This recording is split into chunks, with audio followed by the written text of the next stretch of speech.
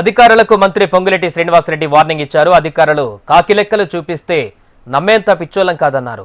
₹1 అవినీతి జరిగినా ఒక్క ఫిర్యాదు వచ్చినా ఉపేక్షించేది లేదని హెచ్చరించారు. మిషన్ భగీరథ మొదటి ప్రాధాన్యతగా భావించి నీటి కొరత లేకుండా చూడాలని ఆదేశించారు. ఖమ్మం జిల్లా కల్లూరు మండలం నారాయణపురం గ్రామంలోని స్వగృహంలో మంత్రి పొంగులేటి అధికారులతో సమీక్ష సమావేశం నిర్వహించారు.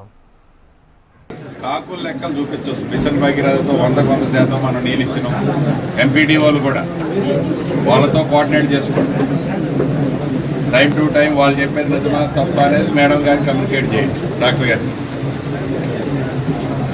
వారం రోజులు 3 రోజులు రాడు సార్ మిషన్ భగీరథ నీళ్ళు. అది తెలిసింది కాబట్టి నేను మీతో చెప్తున్నాను కదా.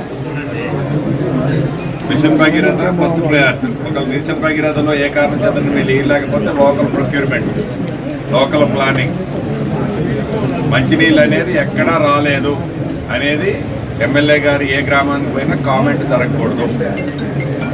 దానికి ఏమి ఏర్పాట్లు కావాలో అన్నీ పర్ఫెక్ట్గా చేసుకోండి. పేపర్ల మీద మీ ఎస్ఐ గారు చూపించినట్టు చూపిస్తే నమ్మే అంత పిచ్చోళ్ళం కాదు. దయచేసి ఇది ఒక్కటి మటుకు మిస్ చేయొద్దు.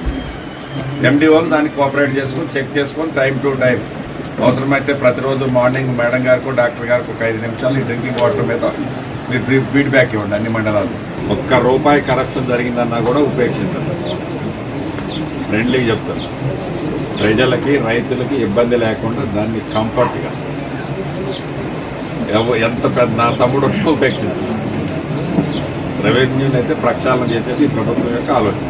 దానికి 100% కోఆపరేట్ చేయండి.